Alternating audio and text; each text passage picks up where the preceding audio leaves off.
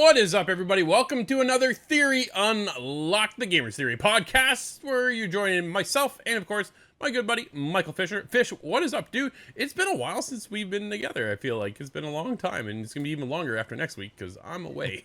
So, what's going on? Oh, not much. Yeah, you're right. It's been a little while. No, I'm excited. We've got some big things to talk about. Somehow we always circle back to Xbox, Drew. It never seems to go away, and it's never good news that we're talking about with Xbox either, man. Man, what? Maybe one day they'll turn their shit around, but yeah, as of right now, no, they're not. They're really just not doing that well, are they? But right now, you can join us over on the GamerzTheory.com website. If not, you can join us on the Substack of GamerzTheory.substack.com. And of course, if you're checking out the podcast over on YouTube channel, help us out with a big old thumbs up, a subscribe, a share, all that good stuff. And the same deal when it happens over in the world of Spotify. You can check us out all over the place. This is episode 23, Michael. Like I screwed up last time because we did. Okay, yeah. We did. Talk, you said 21. So yeah, it did. No, this one's on me. We're on episode 23, just like that. So we get into the rundown. We got the latest news, some interesting things with Final Fantasy, and well, some more sad news for Xbox. We're gonna get into what we're playing. Topic of the show, like Michael said right off the top, is more Xbox. God damn it. And then we ended off like we do each and every podcast with Indie Spotlight, where I highlight a game, and so does Michael. We got some cool shit coming up this week. So, Michael, let's get into the news. I want to kick things off because right now, despite Xbox being in a lot of hot water, so is PlayStation. And why is that? Because, well, they decided to go digital only as of 2028, like a lot of people must know already. And then to follow suit, who does it? Rockstar does it as well with GTA 6 coming out saying they're a digital code only. When you buy the case, what are you going to open up? A code. Not a disc, a code. Well, they're not the only ones, apparently. The latest news now comes in the way of Square Enix and Final Fantasy VII Revelations, the latest part 3 of the remake series, where the director hints that there's possibly not going to be a physical edition, though he would like one. They're in questions right now what SKUs will be launching when it does release. Michael, does this one surprise you as much as it surprised me? Oh, I feel like at the end of the day, not really. I feel like even though Sony says we want to have that transition by 2028, I feel like a lot of companies are going to want to do that earlier, right? Just follow suit. Get it out of the way, not deal with it. Especially, I mean, Final Fantasy doesn't fall into this boat, but you know, as we get closer, right? If a game gets delayed, you're not going to be like, oh, we made all these physical discs and we ended up releasing in 2028. So yeah, I fully believe we're going to maybe see this transition even earlier because companies are going to be like, let's just get it out of the way now, right? Like, let's not wait for PlayStation. Let's just get it out of the way so that our process is already streamlined for when Sony does it. So yeah, at the end of the day, I think they're the first ones maybe outside of Rockstar, but I don't think they're going to be the last. I think this makes sense if you're especially producing on PlayStation to say, let's just get this out of the way now so we don't have to deal with any drama when January 2028 rolls around and we can't make physical discs anymore. Yeah, I was shocked. I didn't see this coming from Square Enix, especially when it comes to Final Fantasy because of the size and just the sheer scope of the fandom when it comes to that series, right? Like everybody loves Final Fantasy. Like I'd say everybody, but like there's quite a few people who are so heavily invested right from the get-go of when all the way long time ago when Final Fantasy VII released, the ones before that, the ones to follow, and now we're getting in the remake, which has been a juggernaut title to say at least. They've already had part 1, part 2, and now we're going to get into the third one, and you're not going to follow suit and have a physical copy? Man, a little bit surprised by that stance, which each and everybody up to themselves to do what they want. But for Square to, man, I just wasn't expecting Square to follow suit. Not already, right? So here we are. We're going to get this, next year? So they're still going to be ahead of the game, ahead of the curve when PlayStation goes, it's now 2028. Boom. No more physical, right? So instead, we're just going to get a code, which, granted, you and I talk about this all the time here. We get codes. That's how we play our games. That's our landscape. Michael, you're the world of PC. Dude, when's the last time you had a actual disc to put in your computer? Yeah, I was in high school, man. That was a decade ago. Yeah, not even close. Yeah, exactly. So here we are. Everybody else is just catching up to the PC landscape. And here, I had a comment the other day, and this one, I was like, come on. So up on our Facebook page, I put up a post about what was it? It was going digital only or something on that. Maybe it was even the GTA thing or something. But either way, it was about PlayStation going digital, no longer going physical. The person said to me, "Don't care," something along that line. I'm paraphrasing, so bear with me. "Don't care anymore. I'll just go to PC. If it can't be physical, I'm just going to go to PC." I'm like, well, then how's that the difference? Like, you're going to miss out. I think it was God of War. That's what it was. God of War Luffy, the new one, could be coming out. It will have a physical disc. And they're like, I don't care. This, that, and the other. And either way, the conversation ended with them saying that they're just going to go to PC. I'm like, well, the PC is the digital landscape of all of them. Just weird, right? It's very, very weird. So, I don't know. But everybody's still up in arms. There's the PMP Games did their petition for signatures to fight back. And it's something like 350,000 signatures now. Yeah, I covered it on the site the other day. Yeah, 350,000 signatures. Sony had. They're doing a boycott as well. In case you didn't read. I saw that. Yeah. August 23rd to the 30th. Don't turn on your PlayStations. Don't buy anything. No, dude, that's just not in me, right? Like that's not gonna happen. I think at the end of the day, none of this really matters. Everybody's going to cut to 2028 and just go, okay, well, if we want to play games on PlayStation, this is it. This is how we play. And here's the other side of it, too. The cloud's coming into effect, Michael, right? Xbox now is gearing up. They've been gearing up for a while. You can play in the cloud. Everybody's had no problem streaming their games.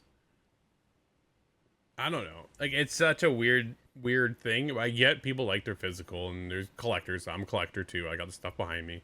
But that's a different collection for me versus all these discs. I couldn't fathom the amount of discs I'd have kicking around if I looked through my library, right? We talked about it to death. But either way, the latest one now to follow suit could be Final Fantasy VII Revelation.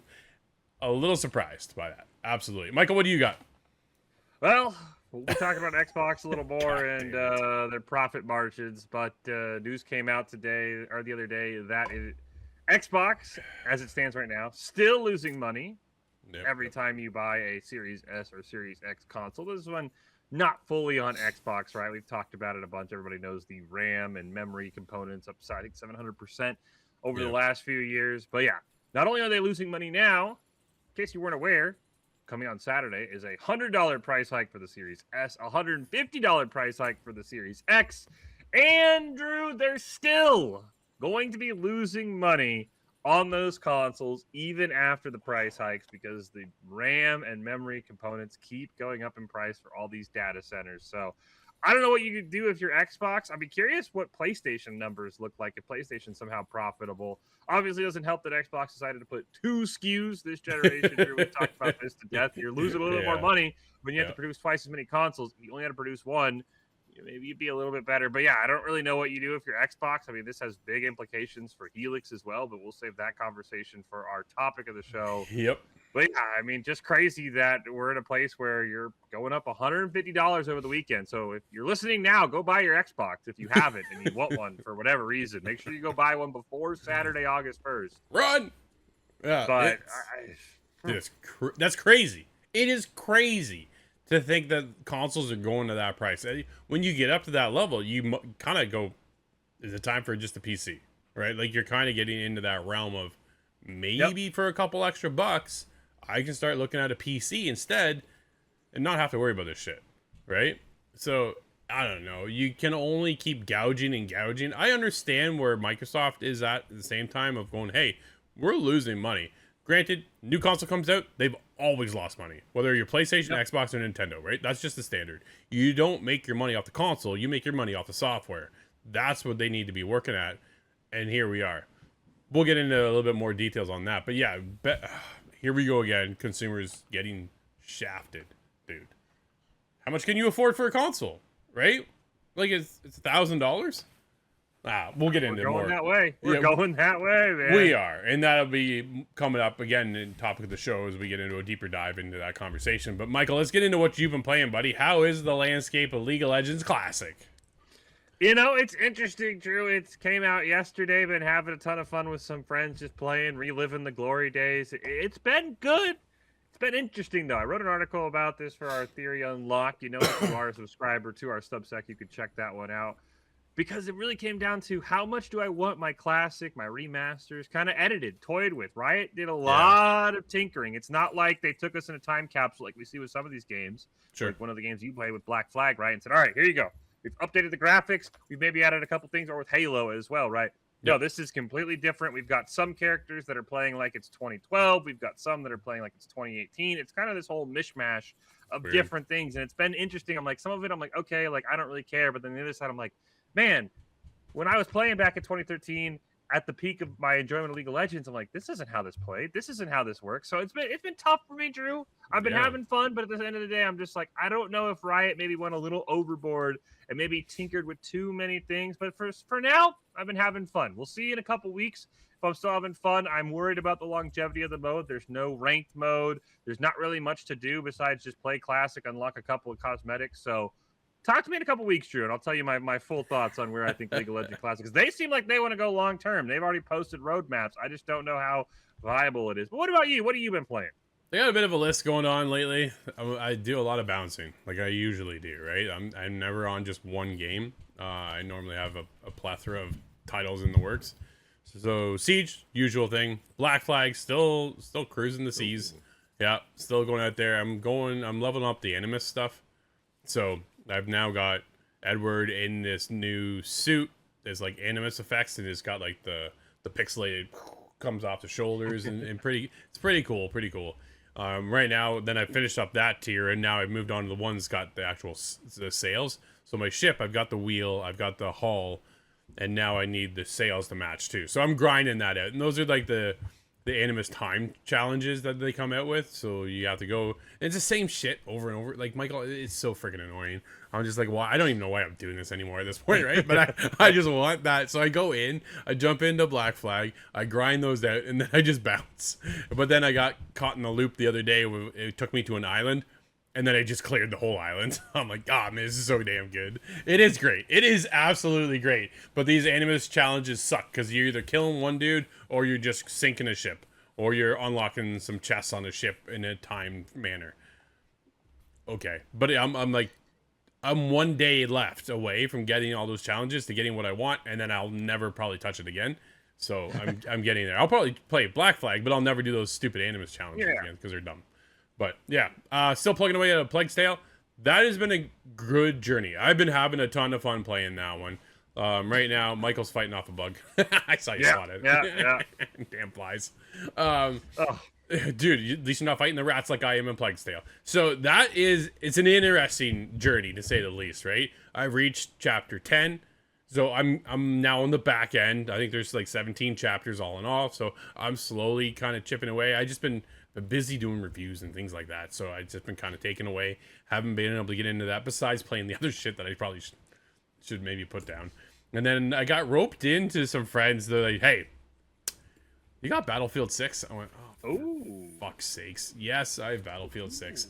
Here I am, Michael. I'm in the world of Battlefield 6, getting absolutely demolished. It is so frustrating to play in this game sometimes, but I had a highlight the other night. So Scott, friend of the website, personal friend of ours, we're up in the helicopter. Scott's flying the helicopter. We're getting shot at. There's a tank below us. Dude, I jump off the helicopter, pop my chute, just kind of soar, float down, land, grab my rocket launcher, spin around, and blow up the tank. It was... Hell yeah. Oh, man. Oh, right? Like, awesome. That's one of those moments. It's the Battlefield moment, right? Through all those 100 deaths prior, it was that moment where I was like, fuck yeah, here we go. And then I died. So, like, it's right? But it's those highlighting points that are just, like, so damn good that you only get in, like, that Battlefield scenario, right?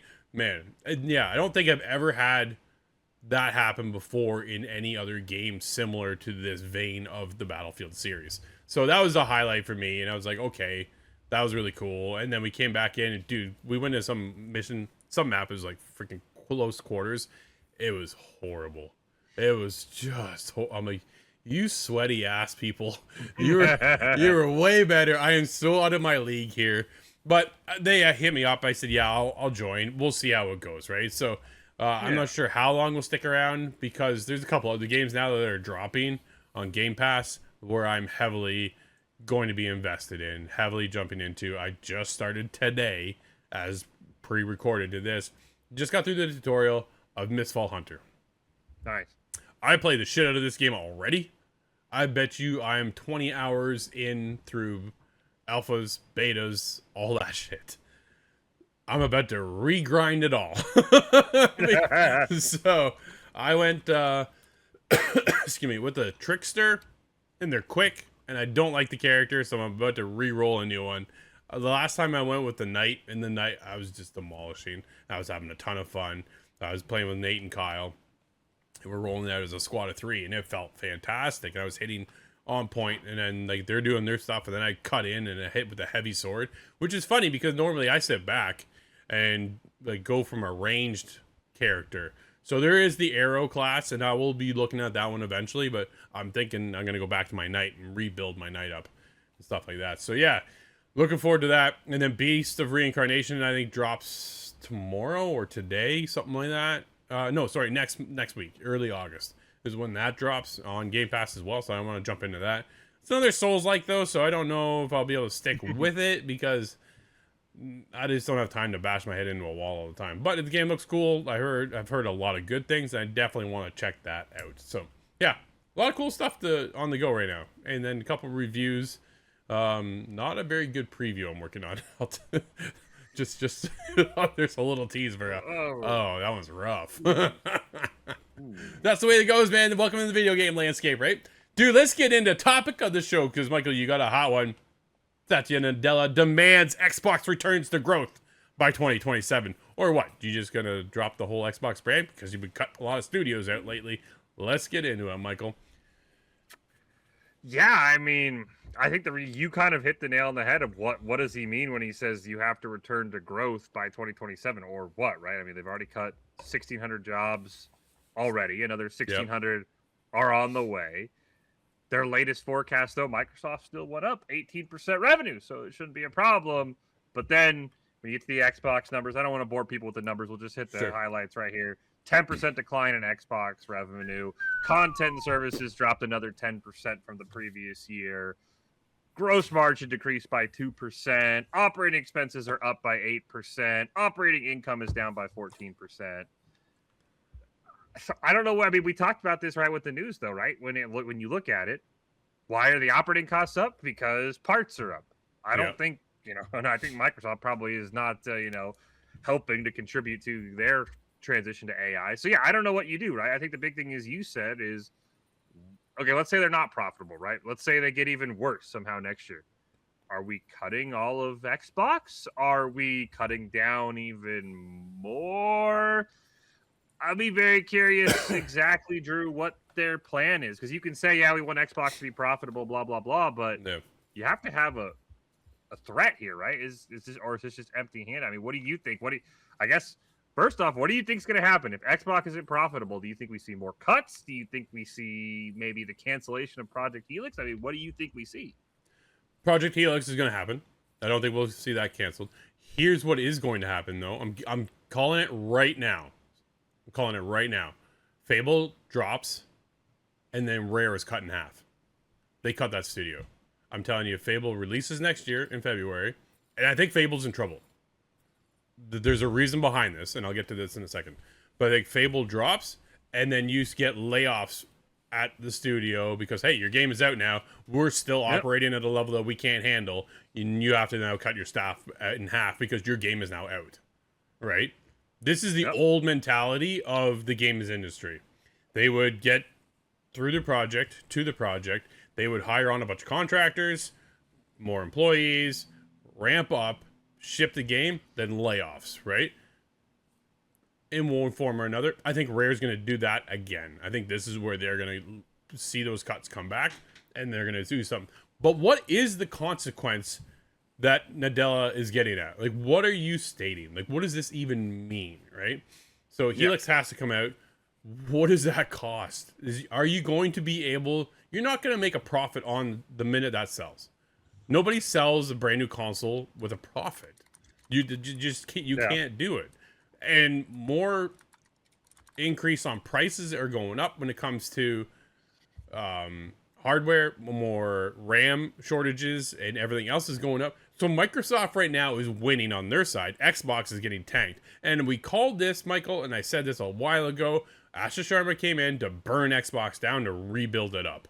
Right? Yeah. So this is Nadella backing Asha up, saying but you have to turn this around by 2027, by the end of 2027. So I'm very curious. So when you take a look at what do they have for next year, what do they have right now? All we know is what, Fable, right? Yeah. So here's a statement. Is Clockwork Revolution? Clockwork Revolution. Yep, good call. That was coming out. And then does Turn 10 release their Forza Motorsport game? Right? But that's hitting that's a like niche. A yearly thing at this point, yeah. Right? Yeah, you get Horizon and then you get Motorsport, right? And then you get Horizon. Yep. At least it has been in the past. But what we've seen, though, on the inside is that Playground Games with their Horizon series actually surpassed the Motorsport series. Right? There's just more people who like that arcade style. I'm one of those people for sure. When you get into the nuts and bolts of Motorsport, I'm like, I don't care. Like, I'll just crash my car into a wall 24/7. I'm like, I'm not playing this game, right? So here's what Nadella said. When it comes to Xbox, we are making the necessary decisions required across our content portfolio, platform, and operations to reset the business for long-term growth. Again, backing up the fact that Ash is coming in to burn it down to rebuild. We have the best IP in the industry, and I'm questioning that one, first of all, and talented studios around the world, and believe we can bring these strengths together and expect to return the business to growth in fiscal 2027. Okay, that's great. What IP do you have? Gears drops this year, right? They delayed Fable because they needed to, not because the game I don't think was ready. I think it's because it was going to get flooded. Here's the problem with Fable. Michael, do you know what drops the day before Fable drops out? God of War. Yep, good fucking luck. Right? Like, that's... And you made Fable cross-platform. Yeah. Like, imagine if Fable was still an Xbox exclusive. Like it should have been. Imagine the battle, right? We would be back in, like, the mid-2010s of, all right, Xbox is getting this, PlayStation's getting this. How's it going to do? But no, you decided to put Fable on cross-platform. You decided to put Halo on cross-platform. I think you make a great point, right? Because you and I talk about it all the time. The game industry, unfortunately, as it is now, you need 4, 5, 6, or more years to develop a title. Yeah. We don't know what's cooking for Xbox, right? They've shown us Fable. They've shown us Clockwork Revolution. We know those are coming, but it's not like there's a game we've been seeing over the last couple of years of like, announcement coming that we're like, okay, we can point to, okay, this game's going to come out, right? There's no way a new Halo gets done unless it's further along than we think, and it doesn't sound like it is because they canceled Project Euchre. I don't see what, as you said, I don't see what IPs. The only thing I can think, Drew, and I don't think this makes them profitable, well, this makes me wonder, do you think Project Helix gets scaled back to just be an Xbox console? No, I think they're too far in development. Well, so the only reason I bring that up is people were talking about, I think it was Jez Cordon of Windows Central who said when he looked at the Xbox Ally, people who own the Xbox Ally but didn't own an Xbox, only 2% of those people made purchases on Xbox and Microsoft stores. So if you have Project Helix, you're not getting a cut on Steam anymore. You're not getting a cut on Epic anymore. And that's where I wonder if you say, if you're Xbox and we have to return to growth, well, we can't make this console that costs $1,500 because it can play Steam, but then we don't get a kickback from Steam because now we're going to be losing even more money because you said they make money off the software. Yeah. They're not going to make any money if I'm buying my games on Steam. And that's where I wonder if you somehow find a way to scale back and say, all right, we're just going to make the Xbox Helix the most powerful console, but you don't get that PC stuff anymore. No, because we lose too much money. It's an interesting point you raised, that do they have time to scale it back? I think they're too far along. I think they're getting ready now to start.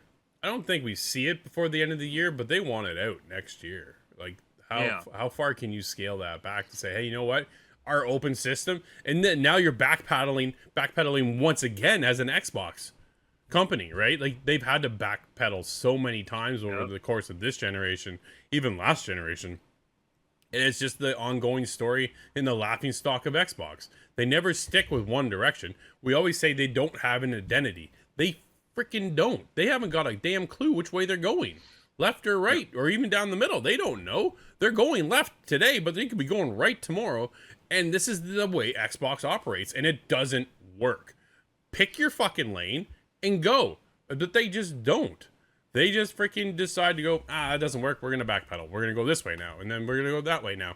Xbox, TV, Call of Duty. Remember those days? Didn't stick with it. And it cost them, right? It would have been such an interesting dynamic to see if they stuck to their guns back then with the Xbox One generation and the PS3 generation to see, because Sony was going one way and Xbox was going the other. I'm like, man, which way will this pan out? And here we are. We get into Series X and S. That's just been a jumbled mess. It's just been frustrating, right?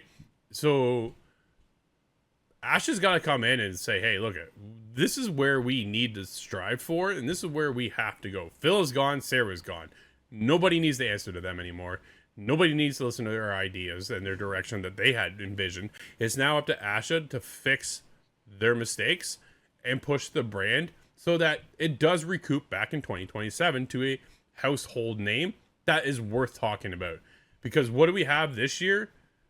We have Gears left. That is it. And Gears is a single player focused game, which has multiplayer, in which I saw some multiplayer stuff dropping today, which looks pretty cool. But if you're not into Gears, who gives a shit? Yeah. Right? So what else do you have? So what else are you hitting us with next year? So Project Helix, you're going to start revealing it next year? Do you actually launch it next year?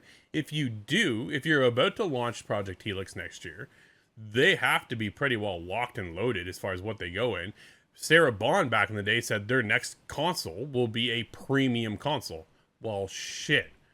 All we've had since is price hikes of everything, including today's console price hike of the Xbox Series X and S. Yep. This doesn't bode well for Xbox. It's a constant struggle over there.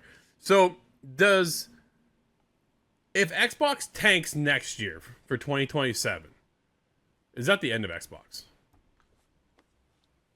I mean, I could see a legitimate world where Project Helix is the final console we get for Xbox, especially if the profitability continues to decrease. Because as you said, I mean, we're looking at what could be a premium console. I mean, $1,000, $1,500 potentially, depending on prices, depending on what it could do. And sure, I've even said, I think if it can do all the things that you and I have heard that it's able to do, yeah, I think it could be worth $1,500, but that's still a number that's going to have people's jaws hitting the floor, and they're just going to say, I'm just going to go with a PlayStation, right? So, yeah, I think there's a legitimate world, because I'm trying to think, okay, what is the path to profitability for Xbox, right? And it's creating, I guess, it's getting back in those IPs and competing with Sony for exclusives.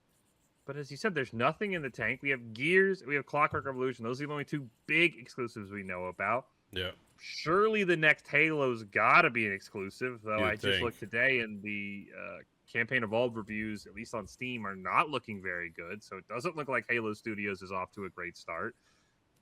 Is it another Fable, right? We waited 13 years. Oh, is it my okay, God. we turn out another Fable in 3 or 4 years?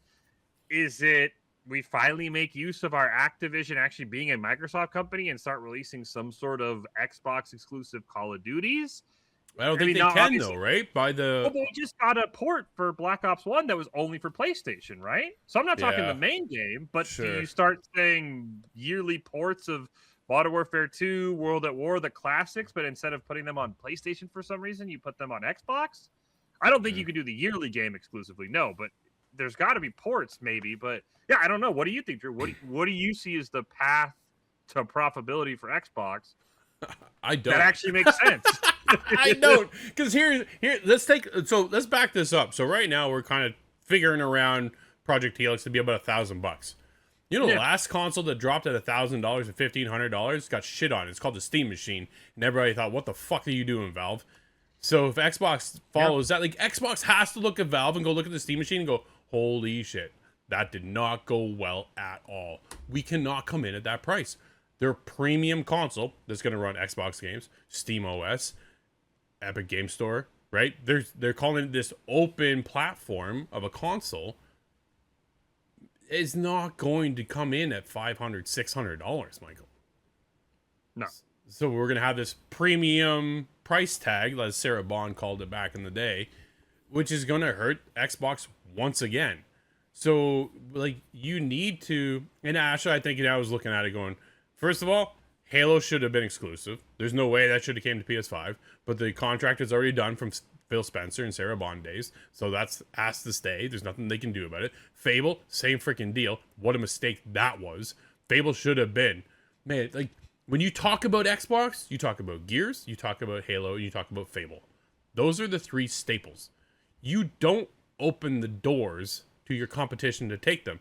You know where you're not going to get God of War Luffy next year? On fucking Xbox, because they're holding it as a PlayStation exclusive. And then when the game drops, they're going to say, hey, Xbox, hold my beer. Good luck to Fable. Right? Like, there's just such a huge install because PlayStation has won the console race over decades now at this point, that they came right on the heels of when Xbox announced the fact that Fable has a release date, and they're coming out the day before with the next God of War game. Some people are like, I don't care, it's a female. Go fuck yourselves. The game is going to hit. They're still going to buy it. They're still going to buy it. Well, yeah, they're just being trolls. So people are going to come in, they're going to buy that game, and then how many games do you... Like, I play a lot of games in a week, let's be honest. But a lot of people buy that 1 game a year, 2 games, 3 games a year. So what do they buy first? If you are fortunate enough to have Xbox and PlayStation, and you buy 3 games a year, what game are you buying first? Fable or God of War?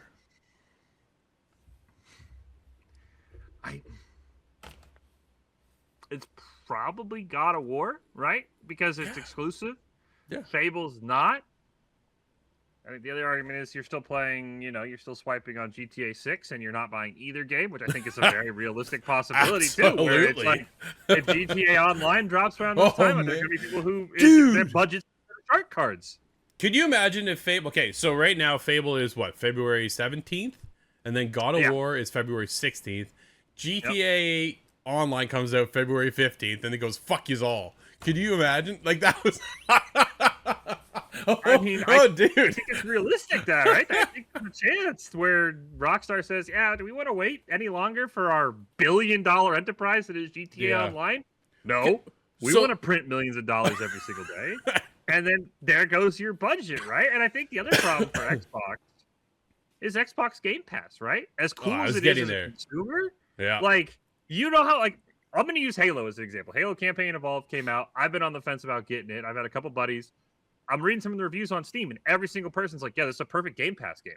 Yeah. Play it on Game Pass because you decided to release it day one on Game Pass. It's only 12 hours, and then you're done. $20 a month for Game Pass, $50 for Halo Campaign Evolved. Okay, so... Like, I mean... Okay, so then let me ask you, because I was gonna hit you up with this question. Is this the end of day one games on Game Pass? You need to turn the company around, and yet your biggest IPs are dropping day one on a Netflix-like subscription service for a fraction of the cost. I don't think it's the end of day one Game Pass. I think they're going to get a lot more strategic with it, right? For example, Halo shouldn't have been day one Game Pass, right? Because it's Halo. Same with Gears. Same with Fable, right? I don't know if Fable is, but I'm using it as an example. Clockwork Revolution should be, right? Because it's a more niche franchise. It's something that people maybe are like, what is this, right? Those kind of titles, I think, are what you want to make on day one Game Pass, right? The Clockwork Revolution exclusive, right? Hey, get this day one on Game Pass. It's only on Xbox. Try this out. But your big hitters, there's no reason Halo should have been on Game Pass. Not at all. Because you want people to buy that game. You want people to get invested. Of course, you probably should have made it multiplayer, so there was a reason to buy it. But I think that is what we're going to see, Drew. I think we're going to see more niche titles that are exclusive, sticking as those Game Pass, get people to buy in. And I think you're kind of, honestly, if you're Xbox, you're kind of going for that scummy gym membership mentality. We want people to buy in on Game Pass and then forget they have it and kind of just keep racking those charges up month after month. Yeah. But yeah, your big ones, your big hitters, no. You exclusive, maybe you'll be on Game Pass in 6 months. Don't even tell people that, otherwise they'll just wait. But yeah, you can't have games like Halo be on Game Pass. Because it's easy to just say, all right, I'm just going to have Game Pass. I get a bunch of other stuff already. I have to have Game Pass to play on Xbox Live, so I can just upgrade it for another $10 to be able to get Halo. Yeah. And then I don't give you Halo. And then you lose out on $30 a person.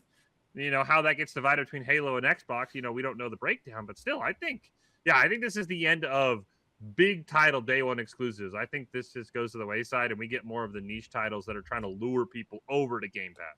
So what about the Elder Scrolls 6 or Skyrim 2? Fuck you, Scott. I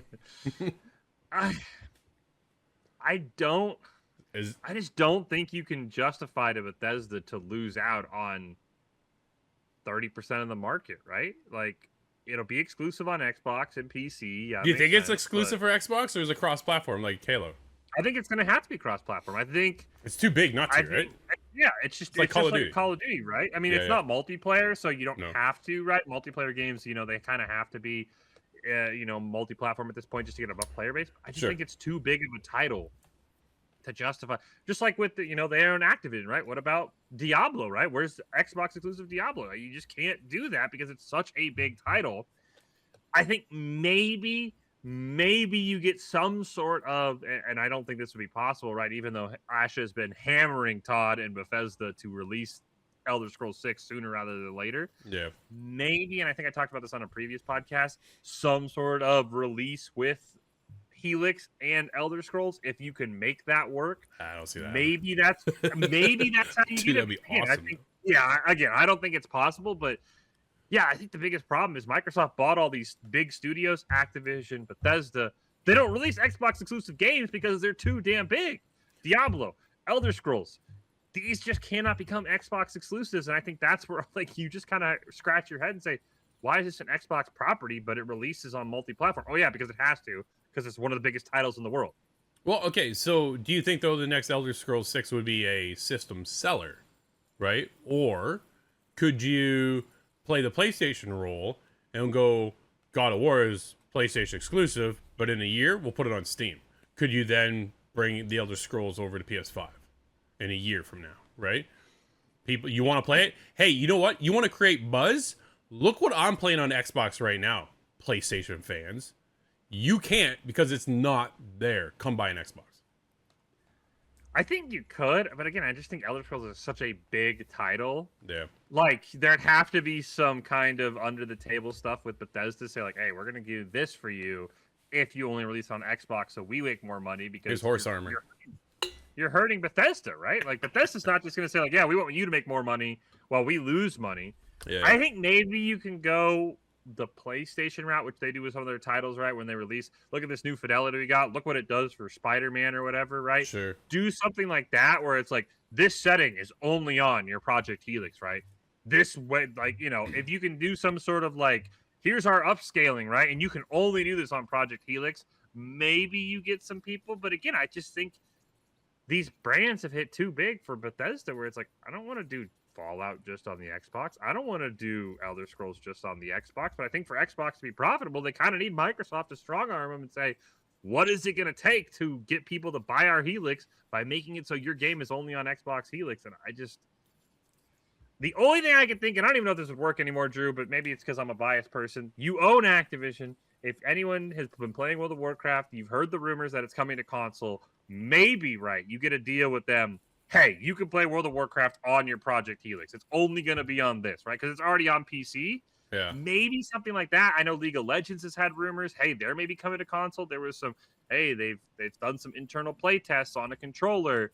Maybe you work out a deal with Riot. Like, I think that is more the way you have to go. Is there any of these PC games that you can put on Project Helix and maybe you can get people to go that way? Like, man, I really want to be a console guy, but my favorite game's on PC. Maybe there's something for that, Drew, but I just don't think you get a world where Bethesda's going to just kind of fall over and be like, you know what? We'll lose out on the PlayStation market base for a year just so you can have more money, Microsoft. Yeah. But Asha has said more exclusives are on the way. Like, what does that mean? How else are you going to get Xbox to stand a chance against PlayStation? Why does PlayStation win? Because you can't play their games anywhere else, right? Yep. until a year goes by, and then all of a sudden now you have Spider-Man, which was shocking to see come over to Steam, but it's not coming to Xbox. Dude, it'll never go to Xbox. God of War on Xbox, good fucking luck. That'll never happen. They're going to stick to their guns, and that's why PlayStation is winning. Xbox is fucking losing by a mile. So how do you then pick up the slack? Very curious to see what the consequences are if we're still in this conversation from a year from now when it comes to Xbox. What is Satya Nadella gonna do? What's he willing to sacrifice when it comes to Xbox? Do they just stop the console altogether and just go software and become like Sega? Is that enough? At that point, do they even have the titles to do that? Like, well, next Fable, the next Gears, the next Halo, right? Like you're already multi-platform. Yeah, I mean, to me, that's maybe the biggest issue is like, do you have the titles to do that, right? Like, you have the studios in Bethesda and Activision. They have more studios than anybody. Yeah, I don't look at Xbox titles and go like, okay, does the next Gears excite me? No. Like, the problem is it's going to become just like this weird self-fulfilling prophecy, Drew. They're going to say we're not making any money. They're going to make cuts, which is then going to hamper the number of games they can release, which is then going to make them lose money, and it's just going to perpetuate further and further. I mean, they realistically, I think the only way Xbox gets back is you get Steam on the Helix, and you somehow, some way convince Gabe to give you a cut when people buy a game on Helix. Like, that's the only world I see where you get back in, and I don't think Steam's doing that, but that's got to be your argument, right? Consoles are X amount of untapped players. I think technically console is still the biggest player base. It is still bigger than PC. There are those guys, right? They have their Xbox, they buy Madden, they buy Call of Duty, and they buy NBA 2K. And that's all they buy every single year. And maybe there's a world where you say, look, we can get those guys to buy those on Steam, right? Because Madden's on Steam, Call of Duty's on Steam, NBA 2K's on Steam, right? Sure. Maybe that's your push. But yeah, I just don't see a world in the standard console cycle where Xbox is anything more than just continues to be third rate. And I guess it really comes down to how much money are they willing to lose on Xbox every single year to keep it going just to have a console. They have to somehow come together to find that Spider-Man. Like, they gotta talk to Marvel. Honestly, they need to talk to Marvel to get a big IP in, but you can't take Insomniac away. Insomniac owns it. Like, look at Wolverine's about to come out and come in September, and the game looks outstanding, and they're not holding back whatsoever. Spider-Man crushes numbers, so they've got some of the biggest IPs already coming for PlayStation. Can you talk? Like, they have Blade, and now the latest rumor is that Arcane is going to cancel it. Like, what are you doing? What are you doing? You have a chance to then take a Marvel IP, which is one of the biggest IPs in the world besides Star Wars, and then bring it onto your platform. Do you keep it that exclusive? Absolutely. That's where they're struggling, is that they don't have exclusives. Remember Stadia? Yeah. So I always said the problem with Stadia, because Stadia worked, and it worked really well. The problem was they didn't have games, they didn't have studios, and they didn't have exclusives. They had no reason to be there, ultimately, right? This is where Xbox is stuck in their world of, like, we don't have anything to pull people over. Okay, so you suddenly went with Gears E-Day, now it's exclusive. Clockwork Revolution. What's coming up?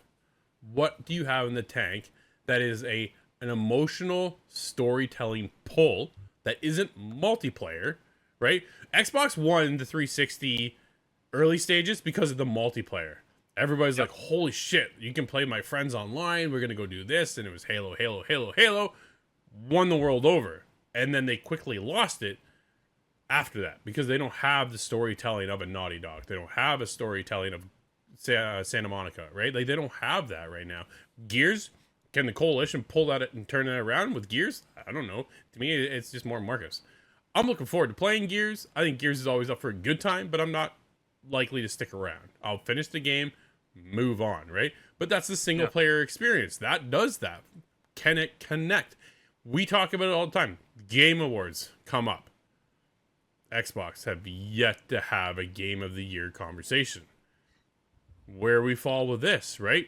Is Gears going to land in that conversation? I doubt it. I really doubt it. Will Fable do that next year? But again, we're on to another year where Xbox is still out of that conversation, right? One of my most anticipated titles next year is Fable. That game looks outstanding. The amount of stuff, I feel like I can live in that world, right? Even from the small pieces of content we've seen, I can live and breathe in that universe for a very long time, which is kind of frightening at the same time. But they have something, I think, with Fable finally after 13, 14, whatever years of development. And they said I think you caught this, Michael, and you posted this, that they are uncomfortably over budget when it comes to Fable. I'm like, no shit. Yep. It's because you've delayed the game left, right, and center for years. Yeah, and guess what? It's not exclusive, so who cares if it's good? A portion of your money is not going to you. Of course, as you said, God of War comes out before, so I'll be interested if we ever see the split for Fable. Yeah. What about Mass Effect? That's an EA title, though, right? But it started as Xbox exclusive, right? Oh, man, could you imagine pulling that back? And, I mean, you know. Xbox is going to have to spend some money, though. Like, that's more spending money. I mean, you're complaining, but you don't have it. When you were telling me story-driven titles with Xbox, that was the first place my mind went, was Mass Effect. Mm-hmm. Can you somehow convince BioWare to go back to being another... I mean, do what you do with Fable, right? Do what you do with Mass Effect 3, right? We'll start you on Xbox, and then you can go release it on PC, or do Xbox PC same time, and then you can go do it on PlayStation.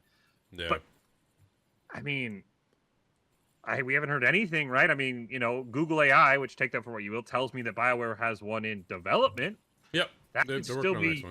That was been for years, though, right? Yeah, exactly, right? And we haven't heard anything on it. So, I don't know. And the problem with you brought up Gears, and this is my problem with Gears. Let's say Gears of War E-Day hits. Okay. Where do you go next? We have seen all of Marcus and Dom's story.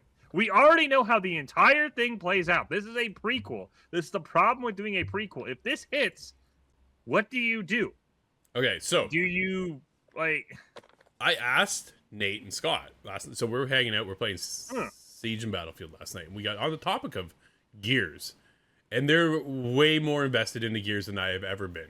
So yeah, I asked the question, because you and I've talked about this a couple times. I said, where do you go after the sequel? Or the prequel, sorry. The prequel is 14 years before the events of the first game. So there's a time frame in between that there are opportunities to tell more of that story before the shit happens with the very first game, per se, right? So there are opportunities, but at the same time, man, this is where I think Xbox is fucked up. Because the Coalition makes Gears, Halo Studios makes Halo. But when you take a look at everybody else on the other landscape, Ubisoft makes a plethora of games. Santa Monica makes God of War, essentially. They really do. They could, though, have the opportunity to branch out and do something else. Naughty Dog, Uncharted, Jak and Daxter, The Last of Us. They're now working on Intergalactic. They can do other things. When you pigeonhole your studio into one direction, you fuck them over to make that game and that game only. Halo Studios, stupid move. What are you struggling right now with? Halo. Everybody's struggled with Halo. I don't want to beat the dead horse any longer. But if they would have just left it 343, bring out something else. The Coalition will just work on Gears of War. Like, why? Where's the new IPs coming from? This is when they bring in new studios, right? And then they'd laid off studios. And then they'd like State of Decay 3 go with Undead Labs. I'm like, what are you doing? That game, I guarantee you, hits hard next year. I bet you it hits. It hits hard. So Xbox still holding on to them in some respect.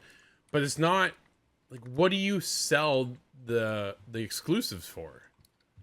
To bring people to your platform. So and then how are you going to do that when you keep going elsewhere? Gears of War. I think Gears of War E-Day looks cool. But I don't know. So Gears of War E-Day drops this year. And then from that, we got 5-6 years before the next Gears? Right? Like, we're already mid-Helix. Yeah. So if you're looking for 2027, Michael, they have to have stuff in the tank right now, ready and locked and loaded for 2027, to say that they're going to come out swinging and turn it around for 2027. There's things nobody knows about, somehow, some way. Like, the insiders haven't been leaked the information to then, tell everybody else. They have to be holding something close to their chest if they think they can fix it by in a year's time. In a year's time, Asher Sharma is going to come in here, burn it all down like I stand on, and then rebuild it. I will be shocked, Michael, if we're still not in this conversation next year. Yeah, I mean, I completely agree with you, right? I mean, maybe we can bring this up at the Game Awards, right? Your last chance to show something, but I think you're right, right? The insiders are so good at figuring things out. Something would have leaked. You do not. It is almost impossible these days to even keep anything under wraps. That's maybe even in a planning stage, right? Let alone a development and soon to be release stage, right? So I'm totally with you. Maybe they've got something that they've somehow convinced some people, but yeah, for right now, it's not looking good. I think the biggest issue to me, the more we've talked about this, when we talk about Xbox and can they return to growth by 2027, I don't think so. You don't think so. Is I don't have the faith, Drew, and I don't know about you, that Xbox has a studio out there, not next year, not in 2028, maybe by 2029, that can produce something as new and as original and that hits like Ghost of Tsushima did, that then transitioned into Ghost of Yotei, right? That I think is where Xbox is maybe that you and I haven't talked about, right? We talked to death about how Halo and Gears and Fable, but there's no studio that's just going to say they're going to release a game like Ghost of Tsushima hits and people still talk about it. Ghost of Yotei has been fantastic, and it was related, not really a prequel, but related in that same universe. Yep. I don't see an Xbox studio that can produce a title of that quality at all. No, and that's the problem. That's when I go back to Nadella's statement of we have the best IP in the industry. No, you don't. Because if you do, you wouldn't be in this conversation right now because you would be winning the race. You're losing. Yeah. So don't tell me you have the best IP. That's bullshit. So no, I'm not buying it one freaking bit. No. Right? No. So yeah, but I think you give this a year and I'd be very curious to see if our conversation changes. I doubt it really does because, like you say, they don't have that new IP that will catch fire unless we just haven't seen it yet. Maybe there's something in the tank. But even they went back to Perfect Dark and then they canceled Perfect Dark. I was just like, it's not there. No, they're fighting with so many different doors that are just closing on them. Right? They had the IPs, and we've talked about this. They had the IPs to compete with PlayStation. They had Fable. They had Gears of War. They had Mass Effect. They had Halo. And they let every single one of them go dormant. Yeah. And now they're trying to revive all of them. I guess, again, Mass Effect we don't quite know about, but they tried to revive Halo. They made it multi-platform. They tried to revive Fable. They made it multi-platform. And now they're trying to revive Gears, and we'll see what comes. I think that's the biggest issue. I think 10 years ago, you would have been like, yeah, I think Halo, I think Microsoft and Xbox had better IPs. And then they just stopped producing games for all of them for some reason. And then nothing hit. Right? Yeah. Like, that's just it. They need a showstopper. They really need some kind of showstopper that no one has heard of that comes out and blows the minds away. So Gamescom is coming up next month. Xbox is going to be there. They're showing off hands-on gameplay of Fable and unannounced stuff. Right? They got to have something up their sleeve. What do they show us next month that can blow us away?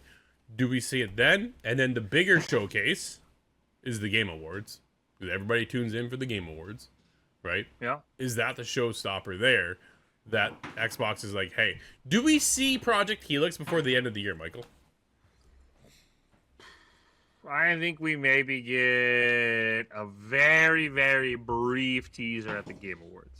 And I don't even know if it's going to be specs. I just think it's going to be, let's plant this seed in people's mind. And I think it's even just going to say coming soon. I don't even think it's going to give us a year, but I think they're going to try and plant the seeds. Final question, Drew, before we move on to our indie spotlight. This just hit me. And maybe this is because this is the game that got me to buy an Xbox. But I don't even know if it would work these days.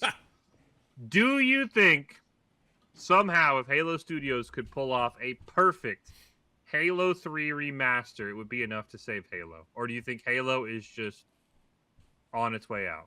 I've been saying it for a long time. I think Halo's done. I think you're right. But I think that feels like the only thing that could save Halo is just like, we need to, you need to bring back the golden era, but I just... But do they start with 3, though? Or do they go back to 1, 2, and then 3? Well, we just did 1, but we didn't do the multiplayer. Right. So we'll say 1 is done. 2's next. And I then guess 3? And then, maybe you do 2. I never played 2, so I'm biased towards 3. Sure. But I mean, because 3, I think, really was the game that I feel like, as you said, kind of launched Xbox 360 multiplayer into the stratosphere. People's like, Yeah. holy crap. Yeah. So that's why I would be biased towards 3. But yeah, I mean, maybe you try 2 first. I don't know, man. And sticking with the story, like, how do you skip 2? You can't, right? It's like, We know the story, though, right? I mean, at that point, you're releasing it more for the multiplayer, you know? I mean, do you just do a refresher then on the story of 2 leading into 3, and then you just drop 3? maybe you do like a 2.5, right? Maybe we take the Gears approach and we find a middle ground between 2 and 3 where we can produce new content. That maybe, because again, I think if you go away from Master Chief, I think then Halo truly is dead. But I don't know, Drew. Let's talk about something good. Let's talk about the indie spotlights you've been playing as we wrap this one up. We'll see you guys next year, and we'll see if Xbox is making money. I don't think so. What have you been playing, Drew? So my indie spotlight, I was actually playing this one. I reviewed it. It is up on the website, thegamerstheory.com. It's up on our Substack, thegamerstheory.substack.com. It is Lunarium.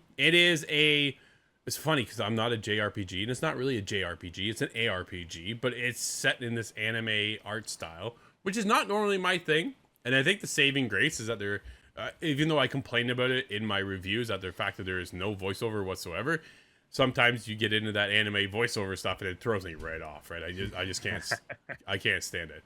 But the soft color palette really hooked me in. The art style, I think, is phenomenal.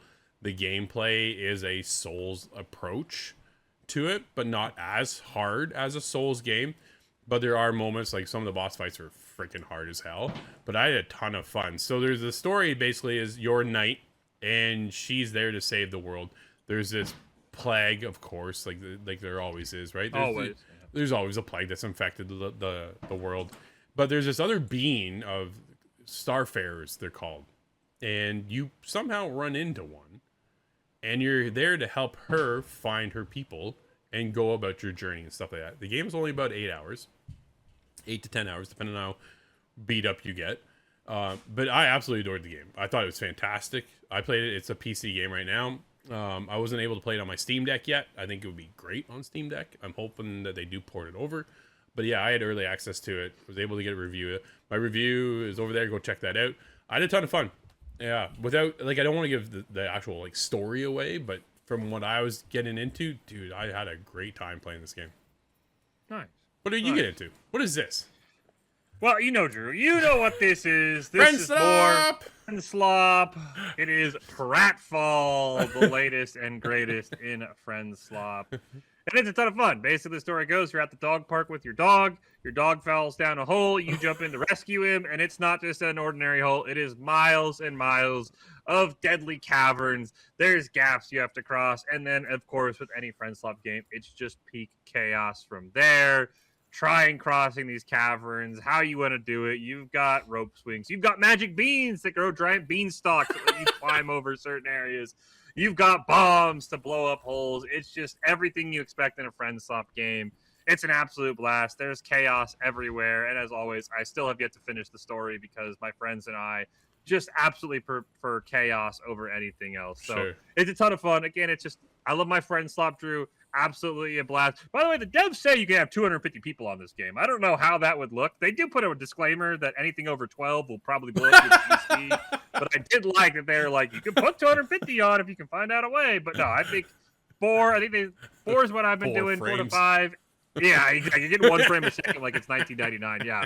8 people has been not too bad. We haven't gone over that. But yeah, again, it's just one of those Friend Slop games where you look at the animation, you're like, okay, yep, this is Friend Slop, and just everything hits from there, and it's just chaos over anything else, and it's been everything I would expect from it to be, Drew. Very cool. There you go. Michael back with more Friend Slop. Everybody, this is going to wrap up Theory Unlocked. Thank you for hanging out with us. As always, been an absolute blast. Michael, love talking to you about games, man. Always something hot to talk about. Right now, Xbox remains in the hot seat. So let's see if they can get out of here. Next week, we'll be away, and then we'll be back the following week. So until then, everybody, thanks again for watching, and we'll see you next time on Theory Unlocked.